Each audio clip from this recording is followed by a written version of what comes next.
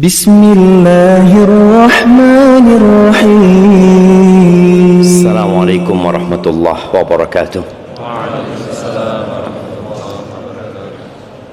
Alhamdulillah alladzi bi ni'matihi tatimmus salihat. Segala puji bagi Allah Jalla Jalaluh yang karena nikmatnya kebaikan-kebaikan menjadi sempurna. Di antara nikmat agung yang Allah berikan kepada hamba adalah nikmat bisa hadir ke majelis ilmu, datang menuntut ilmu, di mana Rasul sallallahu alaihi wasallam mengatakan, man yuridillahu bihi khairan yufaqihu fid din. Barang siapa yang Allah menginginkan kebaikan buat dia, jadi tanda indikator Allah ingin kebaikan buat seorang hamba, yufaqihu fiddin. Allah bikin orang itu memahami agama, belajar, mengkaji, dan harapan dari ilmu yang didapatkan adalah untuk diamalkan dalam kehidupan ini. Allahumma salli wa sallim ala abdika wa rasulika Sayyidina wa maulana Muhammadin wa ala alihi wa ashabihi ajma'in. Amma ba'd. Malam ini tanggal berapa? Malam 26 Rajab 1447 Hijriah. Artinya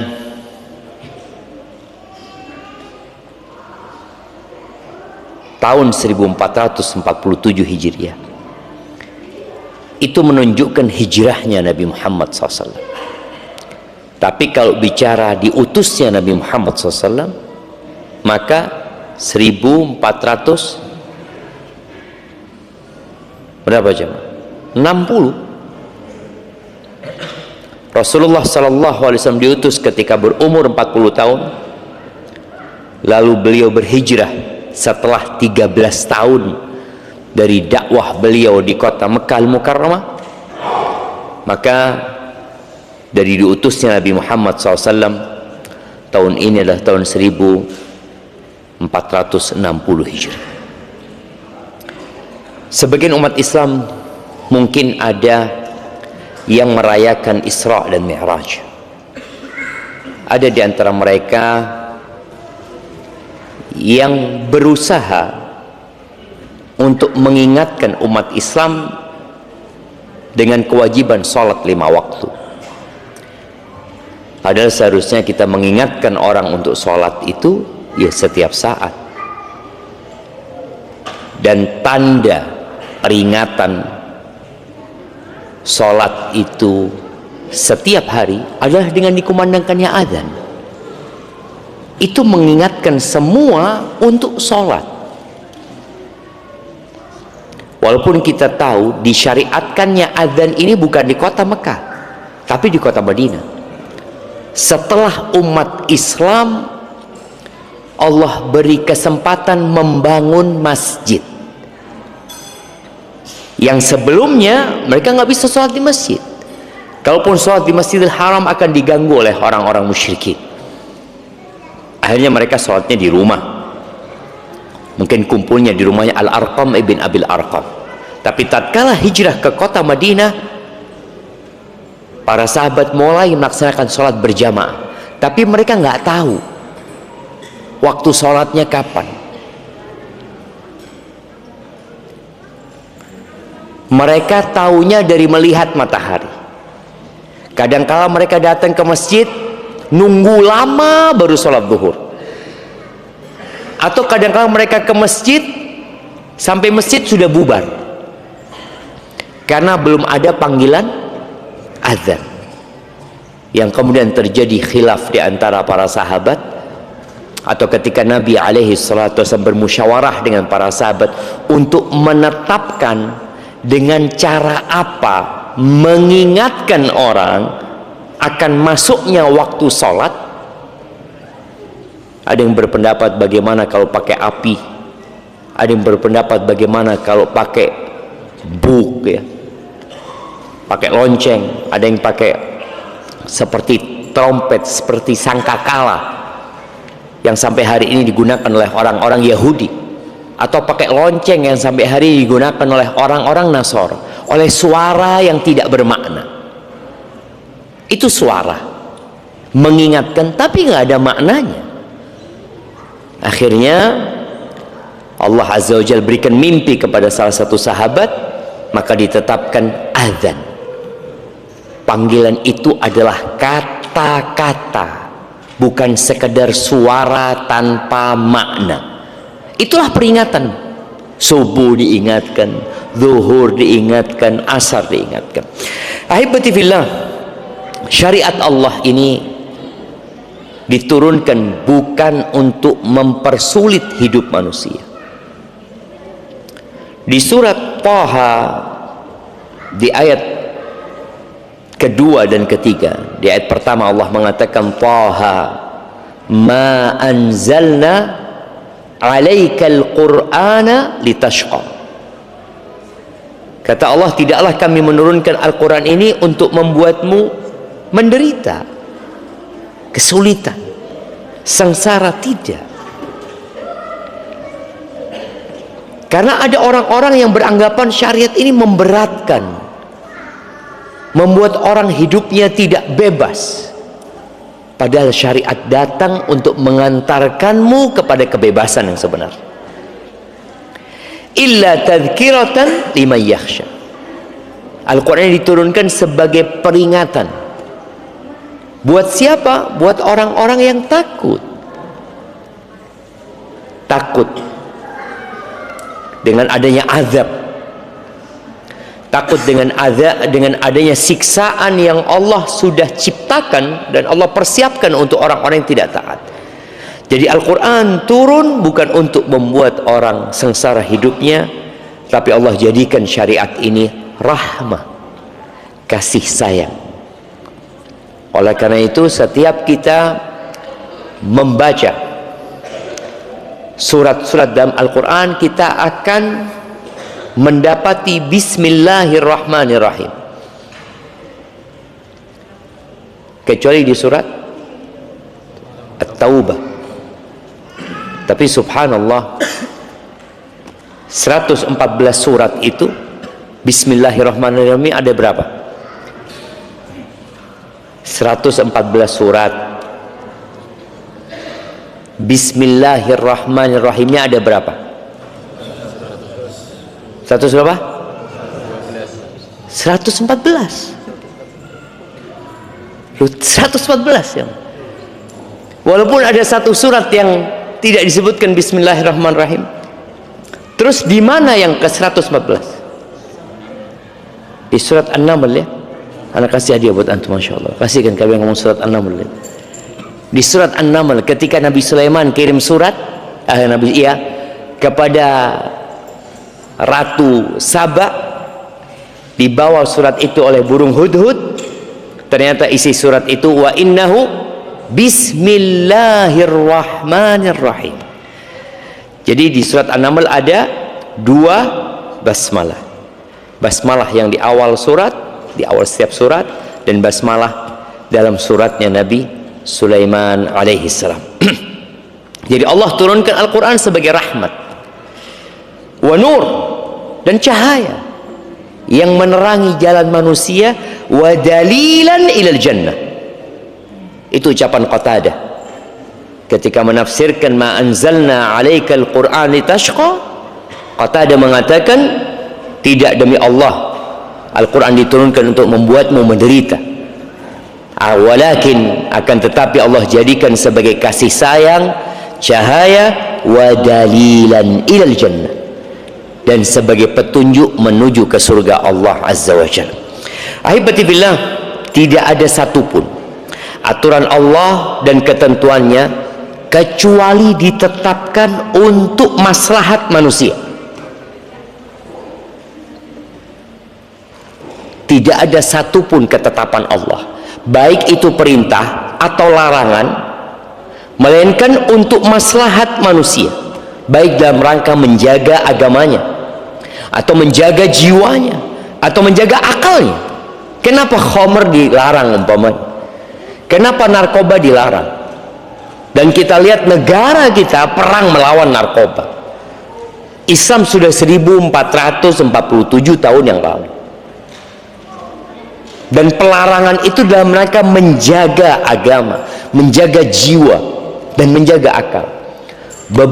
Beberapa waktu yang lalu di Jember, di mana, di Gebang, yang ada mati itu gara-gara miras ya.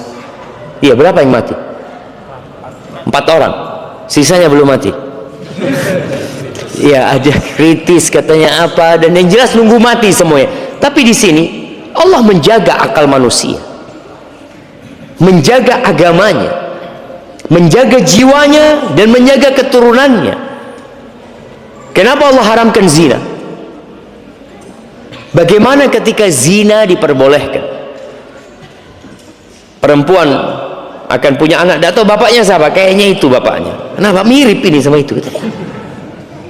Tidak akan jelas. Bagaimana tahu-tahu antum di rumah antum mendapati laki-laki yang baru berzina dengan istri antum? Na'udzubillah min dzalik. Allah jaga kehidupan ini. Dan untuk menjaga harta. Kenapa dilarang riba? Kenapa dilarang merampok, mencuri? Dan kalau kita melihat orang-orang yang akhirnya melakukan pencurian motor, rata-rata hasil curiannya itu apa dipakai untuk bayar SPP anaknya?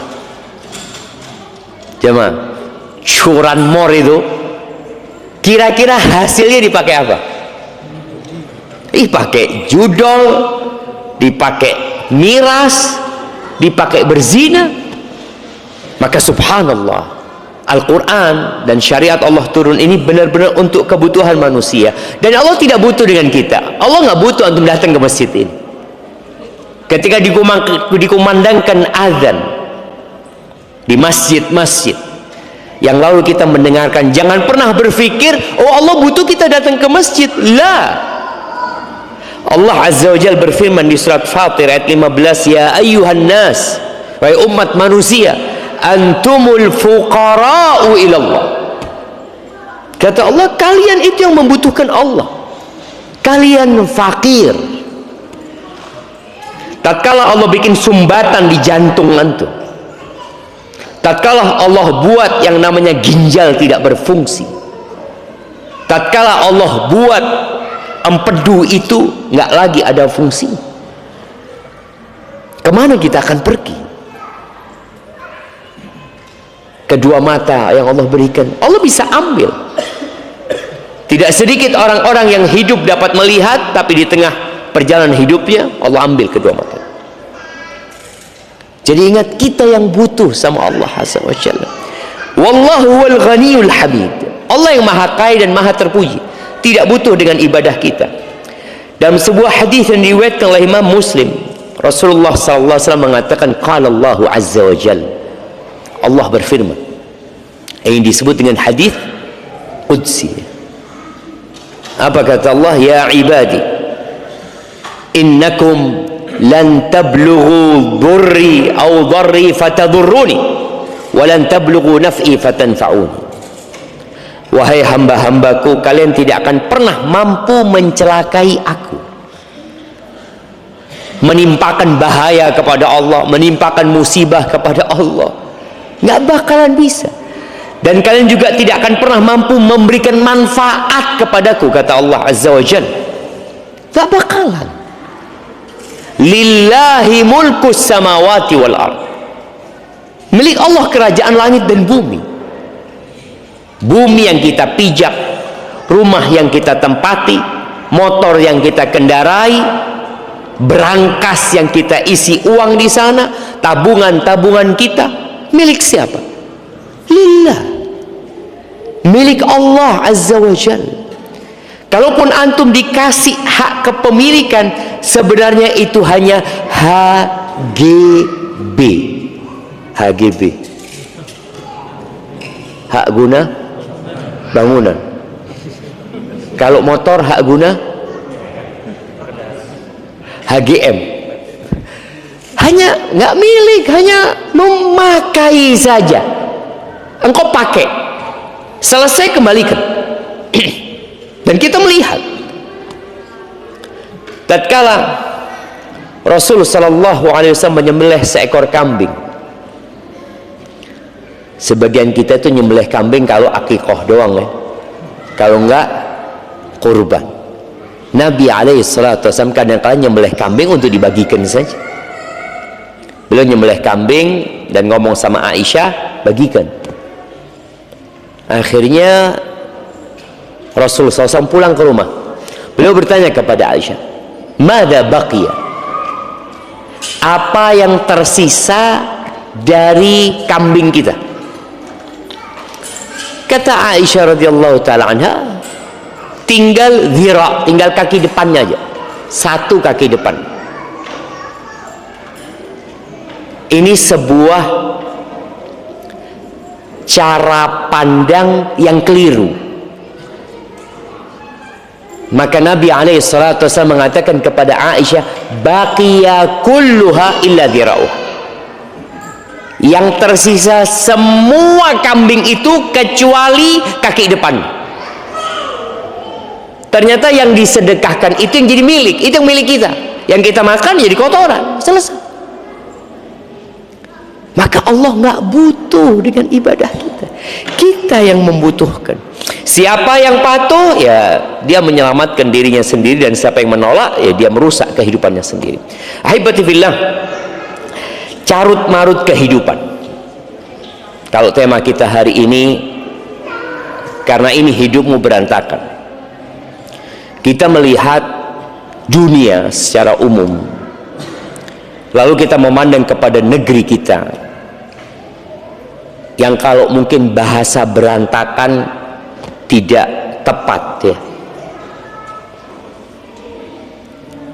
Kepala-kepala daerah, menteri-menteri yang akhirnya harus mendekam di penjara umpamanya.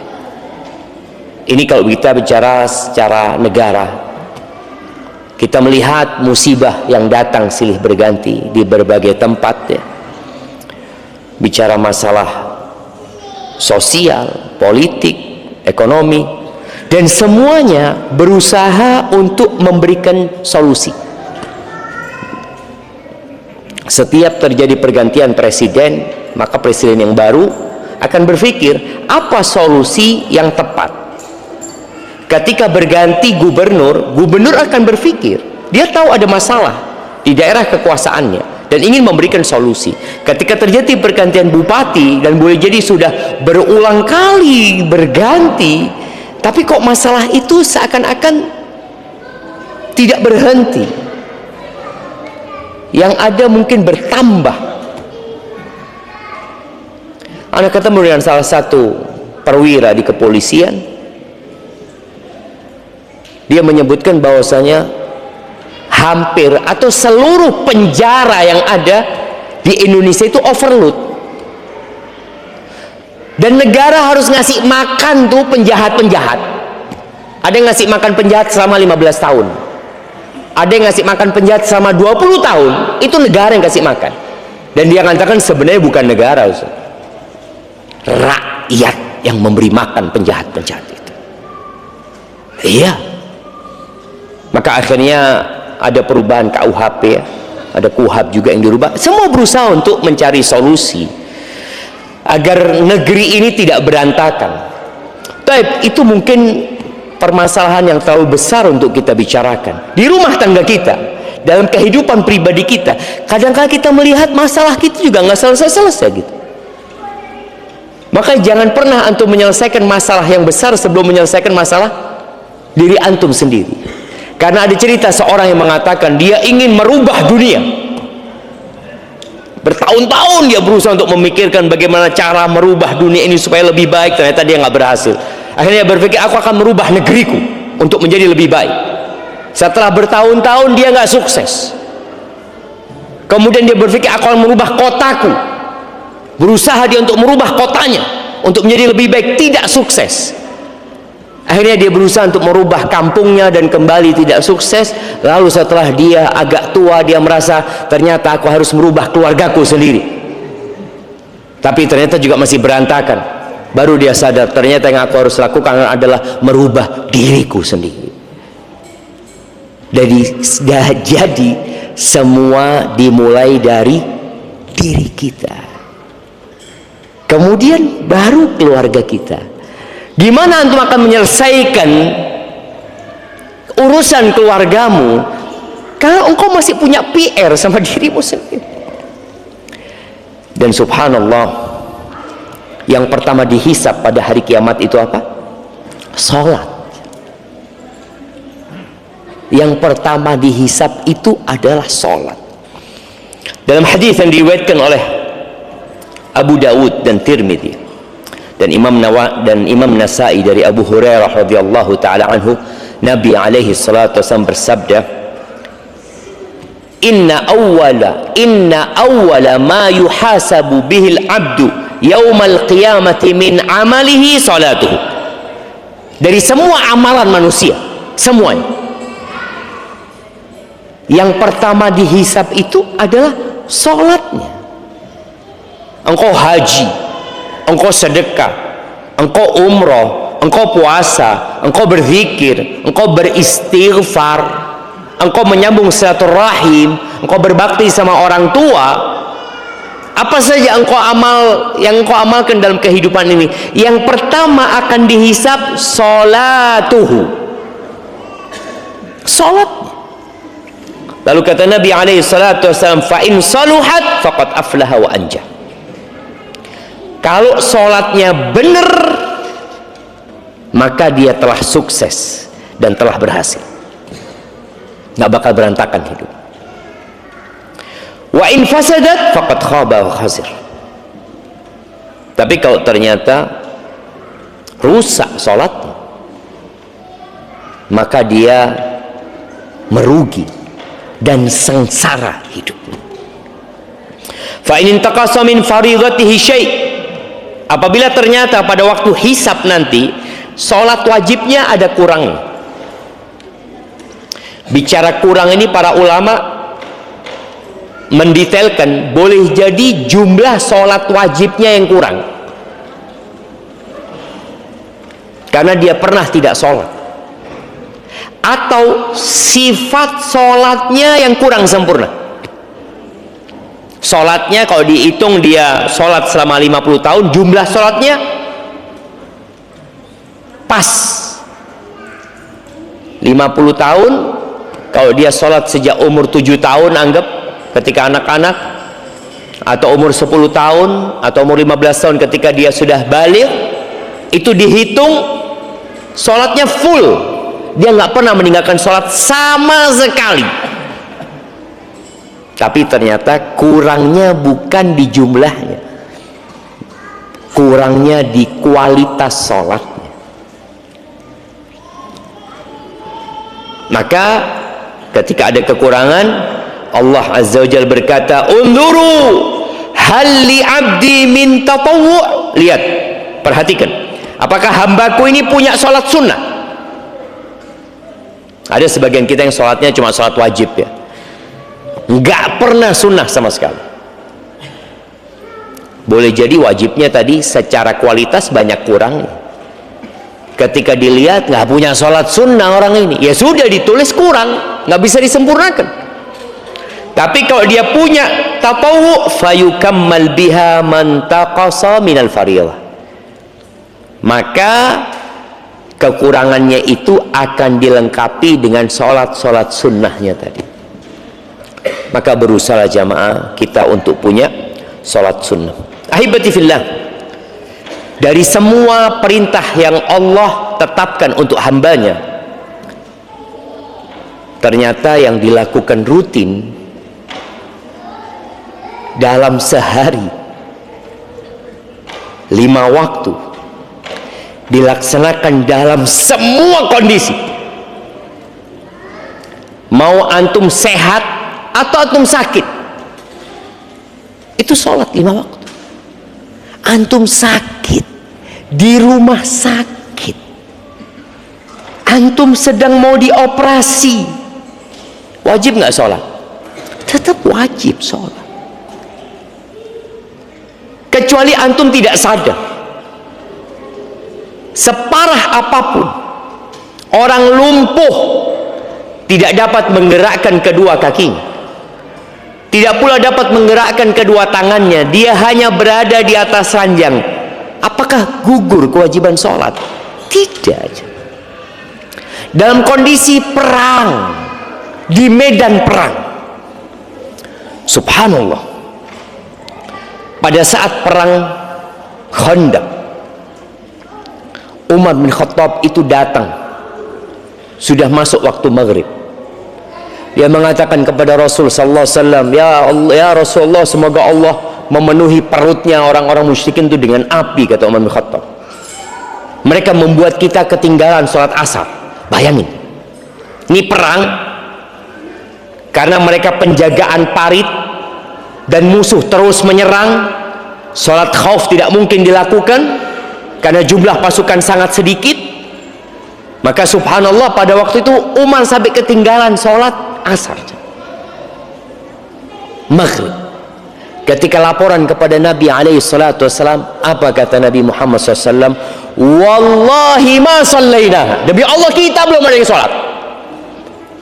Nggak ada yang sholat pasukan itu yang bersama Nabi SAW. Itu satu kejadian. Kejadian lainnya, mereka sholat zuhur, asar, maghrib, isya di waktu isya. Kondisinya mencekam dan menakutkan. Itu terjadi, tapi nggak ada cerita yang meninggalkan sholat. Dalam kondisi perang pun tetap wajib sholat. Nabi juga mendoakan buat orang-orang musyrikin agar Allah memenuhi kuburan mereka dan rumah mereka dengan api. Gara-gara membuat para sahabat jadi nggak bisa sholat. Tapi tadi kewajiban tidak gugur. Antum naik pesawat wajib nggak sholat? Wajib. Naik kapal laut wajib sholat. Naik motor tinggal berhenti antum naik motor. Tapi subhanallah, dalam semua kondisi. Anda ingat dengan cerita Abdullah bin Unais. Abdullah bin Unais ini dipanggil sama Nabi SAW setelah kekalahan umat Islam di perang Uhud. Ya Abdullah, kata dia, aku minta engkau membunuh satu orang, Khalid bin Sufyan al-Hudhali. Abdullah bin Unais ini nggak punya rasa takut, seorang pemberani. Nabi tahu, maka dia utus sendirian, nggak bawa pasukan, sendirian. Di mana dia ya Rasulullah? Dia sedang mengumpulkan pasukan untuk menyerang kota Madinah. Dia ada di dekat Arafah sana, di Mekah sana. Ana lupa nama lembahnya itu. Sifhu li ya Rasulullah, tolong engkau gambarkan buat aku seperti apa orangnya, karena nggak ada foto dulu jemaah. Nggak kayak gini orang nih, kau bunuh nih orang ini, nggak ada. Maka minta sifhu, karena sebelum peperangan terjadi lebih baik provokatornya dibunuh, jadi korbannya tidak banyak gitu. Kata Nabi SAW, idza ra'aitahu, engkau kalau melihat orang ini, tajid fi nafsika kusya'rira, engkau akan merinding. Kata Abdullah, ya Rasulullah, aku nggak pernah takut sama orang itu. Iya, tapi engkau kalau melihat orang ini, ka'annaka ra'aita syaitan, kau kayak ngeliat setan. Berangkat sendirian sampai ke tempat yang sudah ditentukan, yang sudah disebutkan sama Nabi Muhammad SAW, ketemu sama orang ini dan betul merinding. Abdullah bin Unais yang nggak pernah takut ngelihat orang ini, betul ini sudah kata Nabi SAW orang. Pada waktu itu sudah masuk waktu asar. Kata Abdullah bin Unais, aku sholat sambil jalan. Sambil jalan aku sholat karena takut kehilangan waktu asar. Jadi ketika menuju kepada Khalid bin Sufyan al-Hudhali ini, aku sholat sambil jalan kaki jemaah. Aku mengisyaratkan dengan mata, kalau lagi ruku, kalau lagi sujud jemaah. Karena khawatir kalau dia sholat ketahuan. Kalau dia sholat boleh jadi sudah pergi orangnya. maka dia sholat sambil berjalan, supaya kita tahu kewajiban ini tidak gugur dalam semua kondisi. Dan bagaimana Abdullah bin Unais mementingkan dia sholat. Dia tidak mengatakan aku selesaikan pekerjaanku dulu. Dia nggak tahu kapan selesainya pekerjaan. Dia punya tugas untuk membunuh orang ini. Kapan selesainya wallahu a'lam. Maka dia sholat. Sebagian kita kan nunda sholat, bentar lagi lah, bentar lagi untuk selesai ini aku akan sholat. Nggak selesai pekerjaan. Akhirnya ketika sudah selesai sholat, dia ngobrol sama Khalid bin Sufyan al-Hudhali. Engkau dari mana? Aku dengar katanya Abdullah bin Unais, engkau sedang mengumpulkan pasukan untuk menyerang orang ini. Iya betul, aku ingin bergabung sama engkau, kata dia. Oh bagus, kata dia. Akhirnya jalan, ini lagi mau bikin tenda buat ada perempuan-perempuan di sana jemaah. Sambil jalan dipotong kepalanya jemaah. Terus pulang ke kota Madinah. Sampai kota Madinah, Nabi SAW melihat Abdullah bin Unais.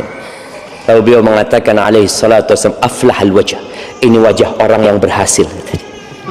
Dan kelihatan jemaah, antum kalau lagi gagal kan, aduh, ini wajahnya orang yang berhasil, kata Nabi SAW. Tadi ingat, sholat ini tidak ada ceritanya rukhsah ditinggalkan.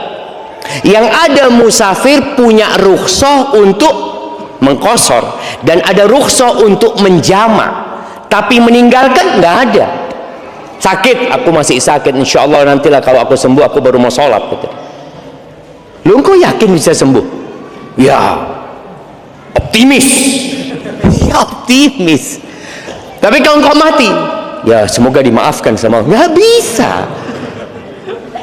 Inna salata kanat 'alal mu'minina kitaban mauquta. Salat ini kewajiban yang telah ditetapkan atas umat Islam, yang waktunya sudah ditetapkan. Maka ketika antum melihat hidup antum berantakan, boleh jadi masalahnya di salat antum yang belum benar. Anda sudah salat 5 waktu di masjid, coba perhatikan. Antum di masjid tapi selalu masbuk. Alhamdulillah loh Ustaz, daripada nggak ke masjid. Ya sudah, itu tanda berantakan sudah antum. Apalagi yang tidak sholat sama sekali. Sholat ini adalah poros hubungan manusia dengan Allah Azza wa Jalla.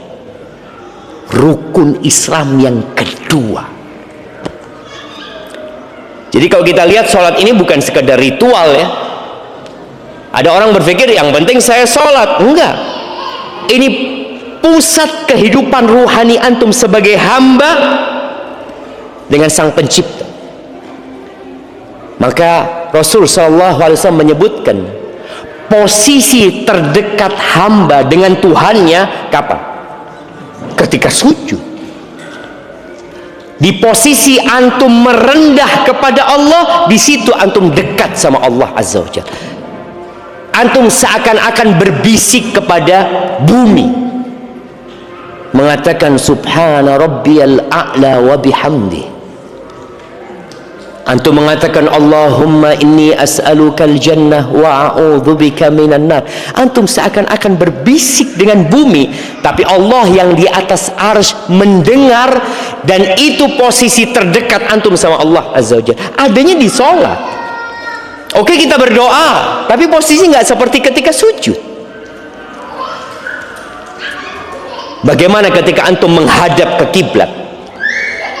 Di saat yang bersamaan seluruh umat manusia di muka bumi ini menghadap ke kiblat. Lalu dia mengatakan Allahu Akbar.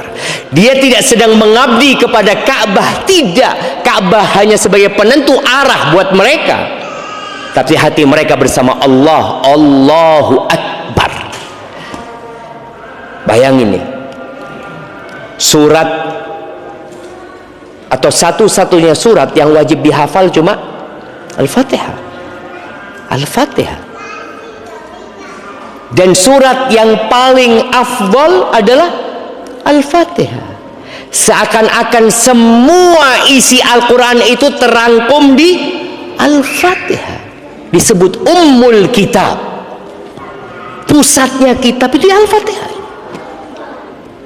bagaimana antum memuji Allah Azza wa Jal, dan kondisi antum sholat itu sedang berbicara dan berdialog sama Allah Azza wa Jal. Idza qala abdi alhamdulillahi rabbil alamin, qala hamidani abdi, hambaku sedang memujiku.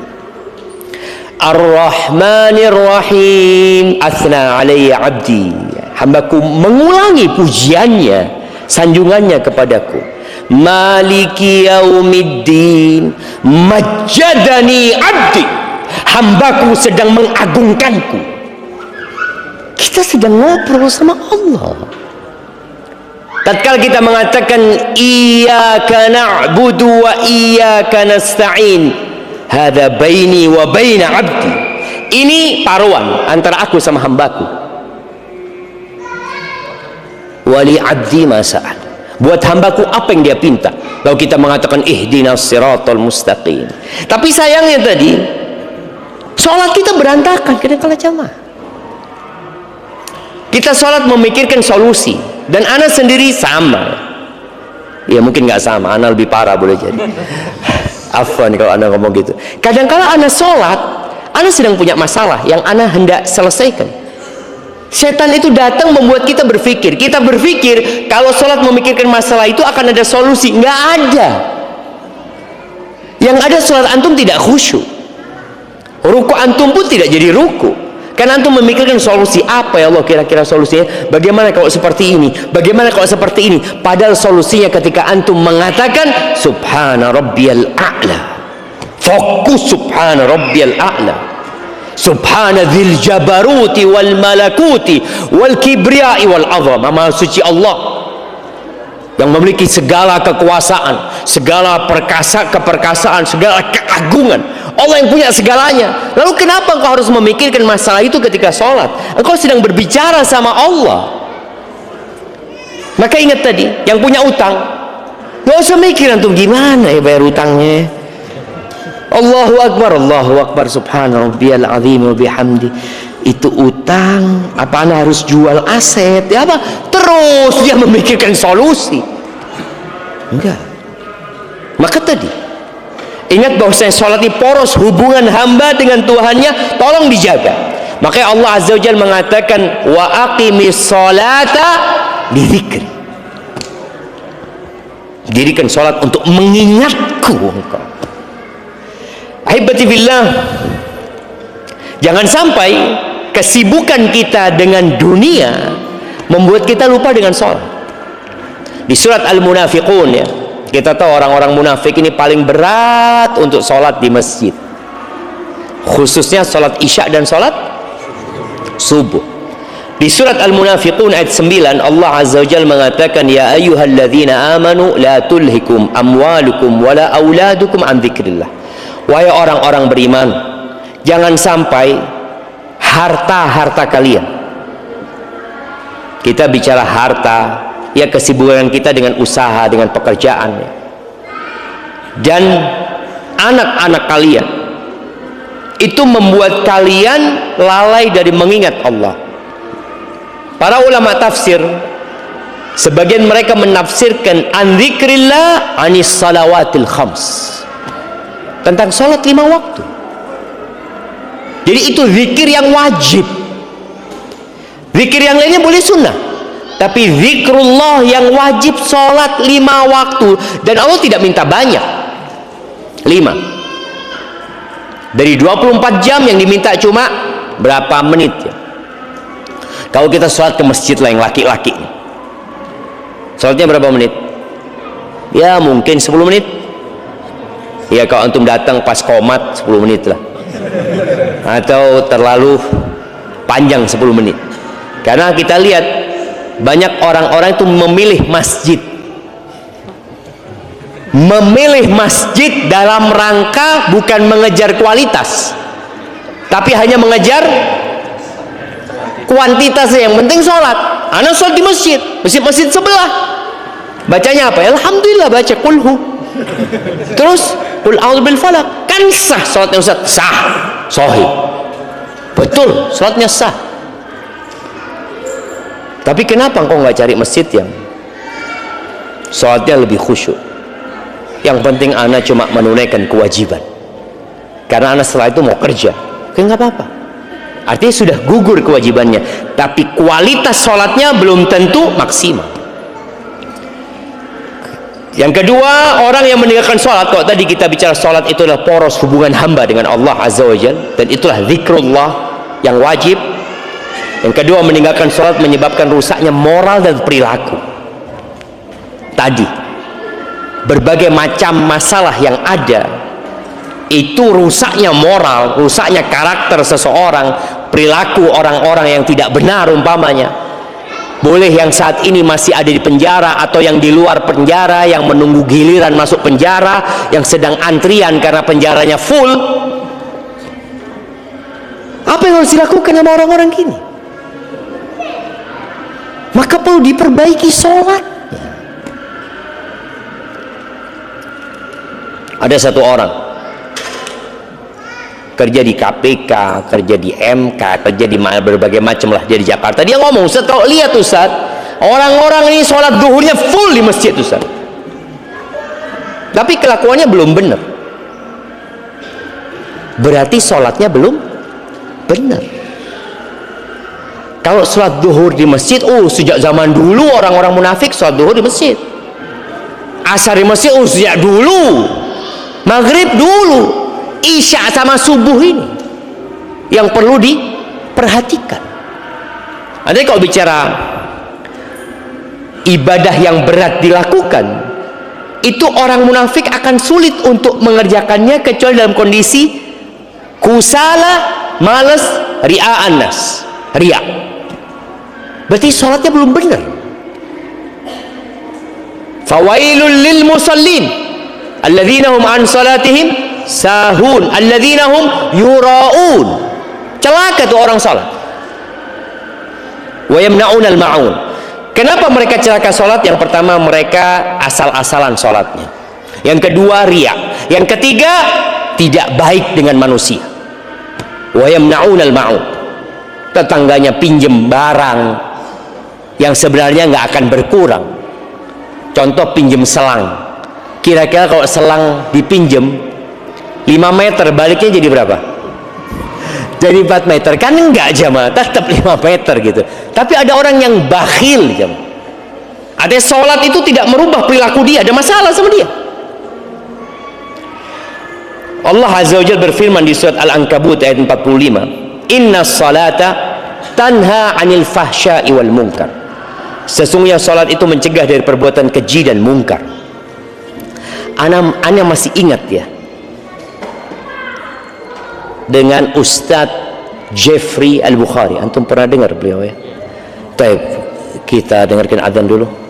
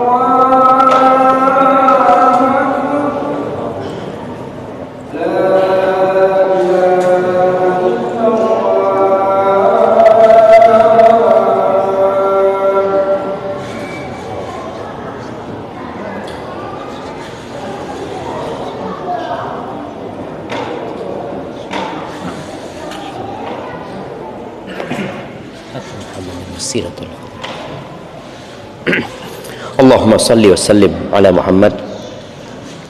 Ya, Ustaz Jeffrey Al-Bukhari rahimahullahu ta'ala, beliau sempat ngobrol sama ana waktu ana di Madinah ya. Dia sempat rusak, dia ngomong sempat akhirnya salah pergaulan, tapi dia ngomong satu yang gak pernah ana tinggalkan, sholat, kata dia. Jadi pada saat dia sama kumpul sama teman-teman yang gak benar, ketika masuk waktu sholat, ana mesti sholat, kata dia, karena ana ingat sama pesan ibu ana gitu loh, abah yang sudah meninggal, kata dia. Terus kata dia, itu akhirnya dia Allah kasih taubat ya, sehingga meninggalkan pergaulan itu. Dan Allah sudah menetapkan dalam surat Al-Ankabut ayat 45, inna salata tanha 'anil fahsya'i wal munkar. Salat itu, sesungguhnya salat itu mencegah dari perbuatan keji dan mungkar. Kalau salat nggak ada, seakan-akan antum berbuat itu nggak ada remnya. Syahwat sulit dikendalikan, dosa terasa ringan, maksiat menjadi kebiasaan. Maksiat menjadi kebiasaan. Tapi ketika ada waktu sholat, kemudian antum berusaha untuk sholat, kebiasaan itu akan berusaha untuk ditinggalkan. Tapi tolong sholatnya yang benar ya. Jadi kalau bicara awal hidup berantakan itu, ya dari dia mulai meremehkan sholat, kemudian meninggalkan sholat berujung kepada kehidupan yang sempit ya, yang penuh dengan kegelisahan. Karena memang tubuh manusia ini tercipta dari dua, ada unsur tanah yang butuh gizi, butuh makanan ya, ada ruh yang Allah tiupkan di dalamnya. Yang makanan ruh ini adalah sholat, zikrullah tabaraka wa ta'ala. Makanya Allah azza wa jalla di surat Thaha ayat 124, setelah menyebutkan bahwasanya Allah akan turunkan peringatan dan petunjuk, faman ittaba'a hudaya fala yadhillu wa la yashqa, barang siapa yang mengikuti petunjukku maka dia tidak akan tersesat dan tidak akan sengsara hidupnya. Wa man a'rada an dzikri, barang siapa yang berpaling dari mengingatku. Dan mengingat, puncak dari mengingat Allah adalah sholat itu sendiri, rukun Islam. Kalau bicara puasa setahun sekali, haji seumur hidup sekali, zakat ya kalau sudah sampai nisabnya setahun sekali atau pada waktu panen, sholat tiap hari 5 kali. Maka barang siapa yang berpaling dari mengingatku, fa innalahu ma'isyatan dhanka, ya sudah berantakan hidup. Dia akan hidup menderita. Bukan berarti dia miskin ya, boleh jadi kaya, tapi hatinya gelisah, hidup penuh dengan konflik, tidak tenang meski bergelimang harta. Ini menjadi hal yang perlu kita renungkan bersama. Kita punya masalah, ada kondisi berantakan, ya sholat. Dan kalau bicara meninggalkan sholat, ini ciri-ciri kehancuran generasi. Generasi yang rusak itu yang nggak sholat. Kalau sudah nggak sholat, dia akan mengikuti syahwat. Allah berfirman di surat Maryam ayat 59. فَخَلَفَ مِنْ بَعْدِهِمْ خَلْفٌ, maka datanglah setelah mereka satu generasi. Ini setelah generasi para nabi, hamba-hamba Allah yang soleh. Apa kriteria generasi ini? Adha'us salata wattaba'us syahawati. Dua, mereka menyia-nyiakan sholat, baik menyia-nyiakan dengan meninggalkan sholat secara total atau mereka sholatnya asal-asalan. Adha'us sholat, mereka tidak mendirikan sholat. Dampaknya apa? Wattaba'us syahawati, dan mereka mengikuti syahwat. Yang tadi seharusnya sholat mencegah dari perbuatan keji dan mungkar, gara-gara mereka menyia-nyiakan sholat, mereka akan mengikuti syahwat. Kalau syahwat sudah jadi pemandunya, guide-nya itu syahwat. Kalau antum berangkat wisata ke Bali atau kemana lah, terus yang menjadi pemandu antum itu syahwat, kira-kira diantarkan kemana? Diantarkan ke tempat-tempat yang baik? Tidak. Lalu kata Allah, fasawfa yalqawna ghayya, maka mereka akan menemui ghayya. Ghayya ini boleh jadi bermakna kesesatan, dan diantara para ulama ada yang menafsirkan ghayya, beberapa riwayat dari para sahabat yang mengatakan bahwasanya ghayya itu adalah wadin fi jahannam, lembah di neraka, min qayhin ba'idil qa'r khabithit ta'am. Lembah ini sangat dalam, jadi dasarnya itu sangat dalam sekali, rasanya sangat busuk. Akan dilemparkan ke tempat itu siapa? Orang-orang yang mengikuti syahwatnya. Kapan dia mengikuti syahwatnya? Ketika menyia-nyiakan sholat. Antum merasakanlah. Antum merasakan. Ketika antum sholat sudah tidak sempurna, posisinya antum akan mudah mengikuti syahwat. Sholat sudah nggak khusyuk. Tadi sholat ya masbuk, yang awalnya sering sholat ke masjid, tahu-tahu sholatnya di rumah. Ya kan tetap sah Ustaz. Oh iya, tapi di masjid antum dapat 27. Di masjid setiap langkah antum jadi pahala, jadi penghapusan dosa, diangkat derajat. Nabi aja sallallahu alaihi wasallam hampir-hampir membakar rumah orang-orang yang nggak jamaah ke masjid. Kalau bukan karena ada wanita dan anak-anak udah dibakar tuh. Maka tolong perhatikan sholat. Pokoknya kalau antum sholatnya bener, yakin urusan antum nggak berantakan. Kalau antum mengatakan anak sholat 5 waktu di masjid, belum tentu benar. Yang tahu dengan kualitas sholat antum dari antum. Orang tahu, oh fulan masya Allah Ustaz 5 waktu di masjid Ustaz, belum azan sudah di masjid. Jamaah pada pulang semua, dia belum pulang. Kenapa? Mikir utang masih belum pulang dia, umpamanya seperti itu. Arti ada masalah dia. Boleh jadi sholatnya mikirin utang, sholatnya pun dia sedang memikirkan hutangnya. Nah, kemudian meninggalkan sholat ini termasuk pembeda antara iman dan kekafiran. Jadi kalau bicara dosa besar, di antara dosa zina, minum, macam-macam itu jamaah, sholat ini orang kalau meninggalkan sholat, keislamannya diragukan.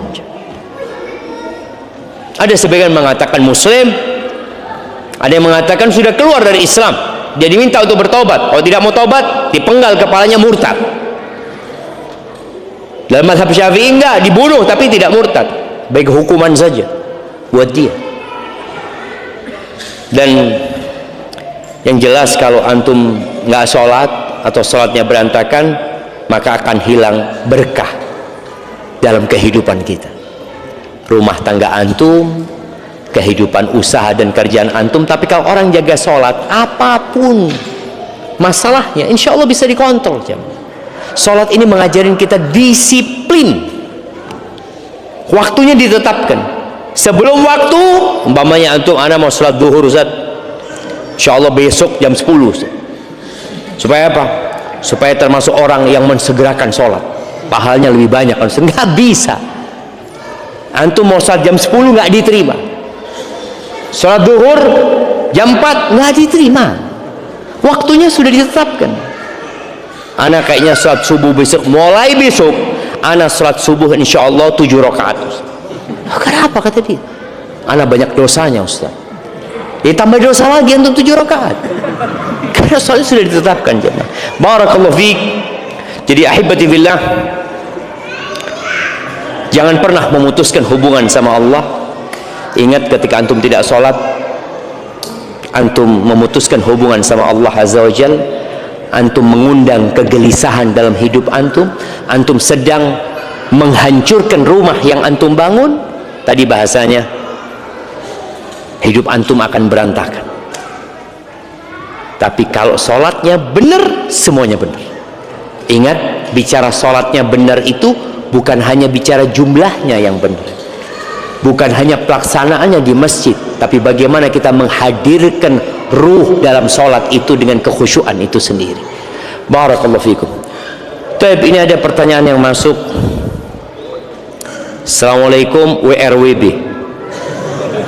Maaf Ustadz, izin bertanya. Antum kalau jawab kayak apa? Waalaikumsalam WRWB juga gitu jemaah. Ini jangan terlalu bakhil lah jemaah. Doa itu jangan disingkat.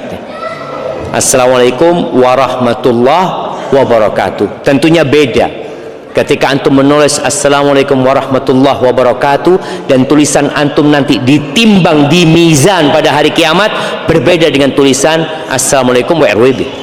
Assalamualaikum warahmatullahi wabarakatuh berbeda dengan WRWB. Maka tolong ketika antum menulis, ingat dengan mizan, karena akan ditimbang apa yang antum sedang tulis. Maaf Ustadz, izin bertanya, gimana biar kita cepat umroh? Minta tutorialnya agar cepat umroh. Ya berangkat aja antum. Kalau cepat umroh ini kita tahu, ibadah umroh dan haji ini hanya untuk yang mampu. Antum bisa mendapatkan pahala umroh dan haji tanpa ke Mekah. Sholat subuh, duduk, berzikir sampai matahari terbit, kemudian sholat 2 rakaat, udah dapat pahala umroh dan haji yang sempurna. Itu kalau bicara pahala. Tapi kalau antum bicara anak ingin umroh Ustaz, anak ingin ke Mekah, anak ingin melaksanakan tawaf di Baitullah, anak ingin sa'i di sana, bagaimana supaya bisa cepat ke sana? Ya antum nabung. Nabung. Jangan berpikir seperti orang-orang yang ikut judol, kalau menang nanti saya mau umroh. Tidak jamaah. Karena ada orang-orang kayak gitu jamaah. Dia berpikir nanti saya mau umroh Ustaz, kalau menang gitu kan. Enggak. Jadi antum nabung, niat, dan semoga Allah mudahkan. Sambil terus berdoa ya. Dan anda doakan yang belum bisa berangkat umroh segera umroh jamaah. Bismillah, afwan Ustaz, izin bertanya. Qadarullah, bulan ini saya terkena efisiensi karyawan di kantor. Awal saya bekerja di perbankan selama 10 tahun. Lalu saya hijrah dan membuka usaha kecil-kecilan di rumah. Dan beberapa barang terjual untuk kebutuhan hidup karena penghasilan dari toko tidak cukup untuk biaya pendidikan dan rumah tangga. Lalu saya mendapat pekerjaan lagi di lembaga sosial. Harapan saya bisa bekerja sambil belajar untuk tabungan akhirat. Dan di tahun ini saya terdampak efisiensi karyawan sehingga harus diberhentikan. Pertanyaan saya, apakah ini merupakan dampak dari dosa-dosa saya di masa lalu dan keputusan-keputusan yang tanpa dipikir dan menyebabkan hidup saya berantakan? Mohon nasihatnya dan pencerahannya Ustaz. Iya, yang pertama Ana minta maaf sebelumnya buat teman-teman yang tatkala dia punya masalah, dia berpikir ini gara-gara masa lalu. Boleh jadi gara-gara masa lalu, tapi boleh jadi karena dosa antum hari ini. Jangan pernah berpikir antum sudah selesai. Sejak ana hijrah, ana sudah nggak pernah berbuat dosa, Ustaz. Jadi kalau ada masalah, dosa masa lalu, masalah dosa masa lalu. Ini menunjukkan ada ujub di diri antum. Seakan-akan itu udah nggak berbuat dosa lagi gitu. Iya, maksudnya anak nggak berbuat dosa besar. Kalau dosa kecil masih terus-terusan. Iya, dosa kecil ini kalau terus-terusan dilakukan jadi besar. Maka apa yang antum alami, antum harus meyakini itu terjadi karena takdir Allah Azza wa Jalla.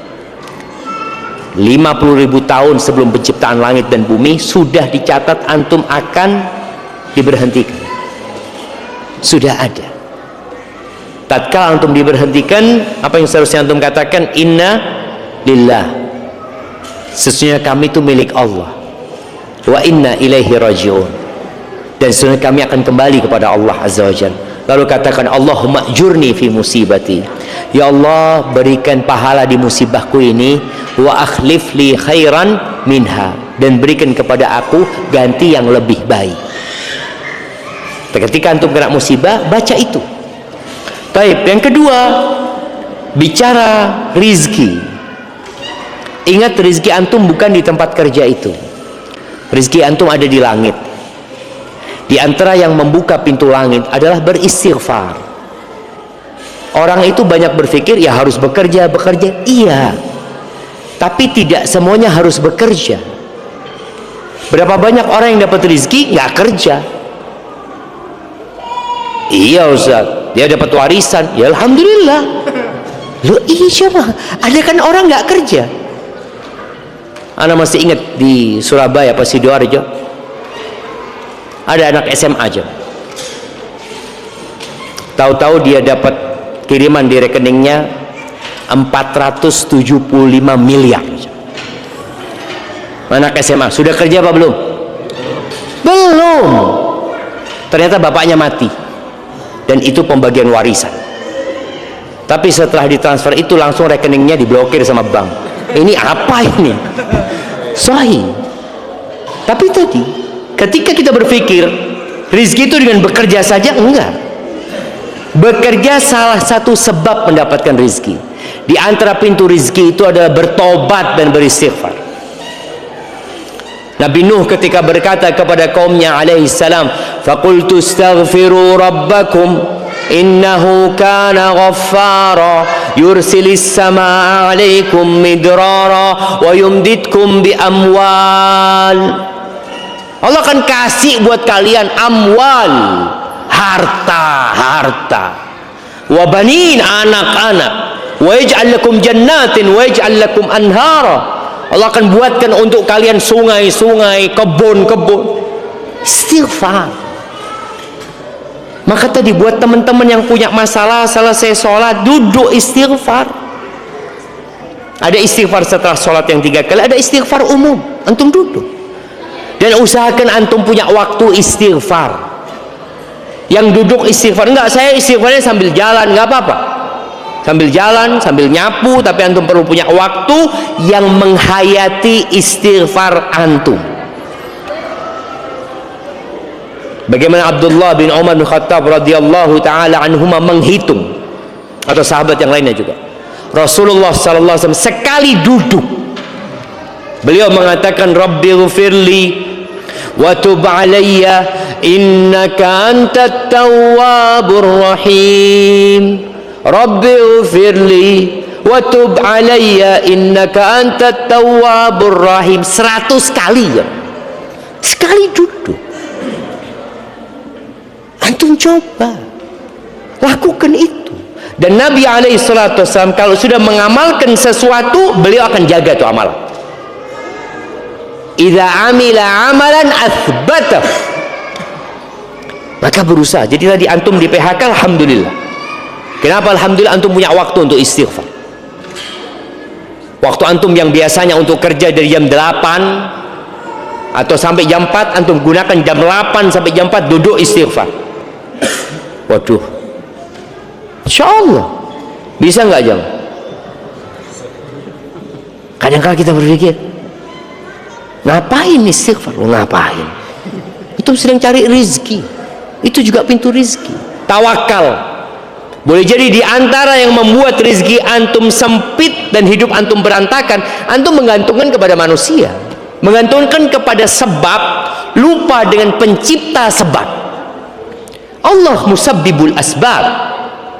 Itu semua hanya sebab tadi. Ada orang yang bekerja jamaah, subhanallah. Ana masih ingat ya, ketika ana mahasiswa di Madinah, ya banyaklah tanggungan, banyak tanggungan. Tahu-tahu ada orang datang ngurus jemaah haji. Ya dia cuma telepon anak, Ustaz bisa ketemu Ustaz. Anak ngomong ahlan wasahlan, ngomong. Datang kepada dia, terus dia kasih amplop sama anak. Apa ini bang? Hadiahlah buat Ustaz, kata dia. Ya Allah zaklah. Anak buka isinya $1.000. $1.000 sekarang 16 juta. Ya Allah, mahasiswa dapat duit segitu jemaah. Allahu Akbar. Nggak ada kerjaan yang Anda lakukan. Tapi tadi tatkala kita minta sama Allah, rizki akan datang dari arah yang tidak sangka-sangka. Yang pernah Anda sampaikan ketika selesai pulang dari umroh, Anda COVID, nggak bisa umroh, pulang, akhirnya ya Anda menanggung utang ya, Anda sampai utang sama istri Anda pada saat itu, nggak punya uang, saudara. Tahu-tahu ada orang yang WA Anda, Ustaz, Umi minta nomor rekening Ustaz. Buat apa bang, kata dia. Nggak tahu, kayaknya ya mungkin dia tahu anak sedang susah. Tahu-tahu dia kirim 30 juta. Anak lihat, mana anak berpikir di mana ada orang mau ngasih duit 30 juta. Mungkin kalau kerja, ngisi ceramah, mereka kasih amplop, oke, itu mungkin masih dipikir. Ini nggak ada apa-apa jemaah, tidak ada apa-apa. Dia cuma ngomong Umi kok kepikiran sama Ustaz, kata dia. Bukan Umi anak, Uminya dia. Transfer aja. Masya Allah. Maka anak ingat sama orang itu terus. Karena dia ya berbuat baik di saat anak nggak berbuat baik apa-apa sama dia. Artinya itu bukan balas budi, tapi orang hanya ingin berbuat baik. Siapa yang menggerakkan hatinya? Allah Azza wa Jalla. Jadi jangan cuma antum berpikir kerja. Ada orang kerja terus, tahu-tahu majikannya kabur, nggak dibayar. Ada jemaah, ada orang-orang yang kerja tapi nggak dibayar. Assalamualaikum warahmatullahi wabarakatuh. Izin menyampaikan titipan pertanyaan dari teman saya. Saya mahasiswa tingkat akhir jurusan gizi yang sedang kehilangan arah. Jujur Ustaz, saya sedang berada di titik yang sangat membingungkan. Saya insya Allah sebentar lagi lulus, tapi saya terasa tidak punya gairah, passion untuk melanjutkan profesi ini. Padahal saya tahu ini profesi yang mulia. Saya ingin pindah jalur, tapi takut ini hanya pelarian atau mengikuti ego semata. Mohon nasihatnya Ustaz, bagaimana cara membedakan keinginan yang merupakan petunjuk Allah dengan bisikan hawa nafsu yang ingin lari dari tanggung jawab ilmu, dan bagaimana cara menemukan tujuan hidup sebagai hamba agar jalan yang saya pilih kelak benar-benar menjadi ibadah, bukan sekedar pelarian untuk menenangkan diri. Jazakallah khair. Ya, ini hal yang biasa dihadapi oleh mahasiswa di semester akhir ya. Ana juga pernah menghadapi masalah seperti itu. Tapi ana ingat pada waktu semester 6 waktu itu, apa semester 7 ya, yang tahu-tahu ana kehilangan semangat untuk belajar. Hilang semangat itu. Itu yang disebut dengan futur ya. Futur, dari semangat tahu-tahu jadi nggak semangat. Apa yang perlu dilakukan? Yang pertama, orang itu harus meminta petunjuk kepada Allah Azza wa Jalla. Dia perlu istikharah, minta pilihan dari Allah. Boleh jadi ada orang-orang yang dia kuliahnya pertanian, kerjanya teknik. Ada jemaah. Kita punya salah satu tim IT di kampus kita itu lulusan pertanian. tapi dia jadi tim IT gitu. Ya dia katakan anak tetap menanam Ustaz, tapi menanam chips, menanam apa gitu, menanam tetap yang ditanam beda gitu loh, seperti itu. Tetap ada yang dia tanam di situ Mama. Tadi antum perlu minta petunjuk. Maka kalau dikatakan apakah ini godaan atau karena memang antum sedang futur. Kalau bicara gizi, mungkin antum akan bisa memberikan manfaat yang banyak buat orang lain. Tapi biasanya posisinya memang sedang jenuh dengan belajar, sedang jenuh dengan yang antum tekuni. Maka usahakan salat istikharah, lalu bermusyawarah. Bermusyawarah ini orang itu harus dengar. Antum itu tadi mau lari dari ini kemana? Karena ada orang yang kuliah itu bukan karena keinginan dia jurusan itu, tapi karena jurusan yang lain sudah tutup. Ada yang seperti itu. Dia kuliah sekedar menghabiskan waktu. Dan ini masalah besar. Ini juga masalah buat negeri kita. Dulu lulus SD langsung bekerja. Dulu lulus SMP langsung bekerja. Lulus SMA Masya Allah jamaah. Sekarang S2 nggak kerja. S2 masalahnya apa? Jadi kadang-kala masalahnya memang ya orang berpikir saya harus jadi pegawai di tempat itu. Akhirnya kalau bicara jadi pegawai, kalau tempat itu sudah full, nggak bisa aku bekerja di tempat itu. Terus di sana juga penuh, PT itu sudah penuh, nggak ada. Tadi yang terkena efisiensi itu harus keluar juga. Karena kita berpikir bekerja itu harus ikut orang. Enggak. Boleh jadi antum yang di PHK, antum yang tidak diterima melamar pekerjaan, Allah sediakan buat antum usaha. Jadi berpikirlah, kalau saya nggak bisa diterima di tempat itu, ya saya akan usaha. Seorang sahabat yang datang kepada Nabi alaihissalam mengeluh dia tentang kebutuhan hidupnya, yang akhirnya Nabi berikan kepada dia apa? Kapak dan tali. Cari kayu sudah. Apakah sekarang mungkin mencari kayu? Ya, kemarin banjir di Sumatera itu gara-gara cari kayu itu sama. Iya, artinya sekarang masih mungkin cari kayu, tapi dengan cara yang benar gitu jamaah. Cari kayu itu masih bisa, kayu bakar atau apa. Ada, subhanallah, orang yang jual kayu bakar. Dia jual kayu bakar pakai sepeda. Antum pernah lihat yang ditumpuk-tumpuk? Naik sepeda dia, keliling jamaah. Akhirnya setelah itu dia jualan kayu yang besar-besar. Setelah itu subhanallah, dia jualan akar-akar pohon. Lalu Allah berikan rizki kepada dia, dia bisa ekspor ke Jepang. Padahal dia tidak bisa membaca dan menulis, buta huruf. Supaya kita tahu juga rizki itu tidak bergantung dengan ijazah. Jangan antum berpikir kalau antum S2 rezekinya lebih banyak daripada yang lulusan SMA. Belum tentu. Ada yang S2 kerja sama yang lulusan SMA. Ada. Maka tadi berkaitan dengan ini, ya coba diajak musyawarah atau musyawarah dengan teman antum yang bisa memberikan arahan. Antum memang condongnya kemana? Antum memilih jurusan itu kenapa dulunya gitu loh. Apa yang mendorong antum untuk memilih jurusan itu? Kalau ternyata dari awal ingin memberikan manfaat kepada orang, ya lanjutkan. Kalau ternyata enggak, sekedar ya karena nggak ada pilihan lain, ya masuk sana. Ya boleh jadi antum lulus, antum dapat ilmu, ya sudah, semoga ilmu itu bermanfaat. Kalau pekerjaan boleh jadi nggak bekerja di ilmu yang dia pelajari, dan itu banyak sekali di negeri kita jamaah. Tapi intinya tadi, jangan pernah antum bergantung dengan melamar bekerja di tempat orang, harus bekerja sama orang. Nggak harus jamaah. Pintu-pintu rizki itu salah satunya adalah beristighfar, bertakwa kepada Allah, bertawakal, bersedekah, dan yang lainnya. Jazakumullah khair. Itu mungkin dapat anda sampaikan, mungkin sisanya kita jawab di pertemuan yang akan datang.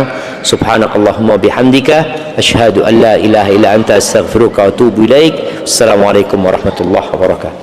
Waalaikumsalam warahmatullahi wabarakatuh.